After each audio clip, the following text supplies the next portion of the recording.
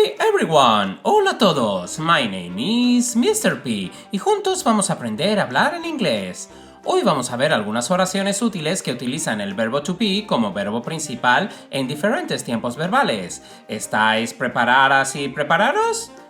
Here we go! Primero veremos frases en present simple. I'm a student. Soy estudiante. You're my best friend. Eres mi mejor amigo. Is it cold outside? ¿Hace frío afuera? She isn't at the park. Ella no está en el parque. It's a beautiful day. Hace un día precioso. We are excited about the trip. Estamos emocionados por el viaje. You are not alone. No estás solo. Are you okay?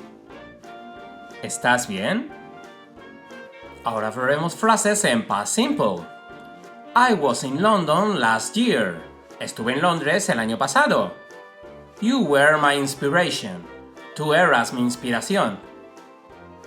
He was a great leader. Él fue un gran líder. She wasn't at the party. Ella no estuvo en la fiesta. It was a challenging experience. Fue una experiencia desafiante. We were classmates in high school. Éramos compañeros de clase en la secundaria. Were my parents with you? ¿Estaban mis padres contigo? Y por último veremos frases en future simple. I will be here on time. Estaré allí a tiempo. You will be successful. Lo conseguirás. He won't be at the meeting. Él no estará en la reunión. She will be a doctor someday. Ella será médico algún día. Will we be in the same room? ¿Estaremos en la misma habitación? Y esto ha sido todo. Espero haber escogido frases que te resulten útiles para utilizar en tus conversaciones.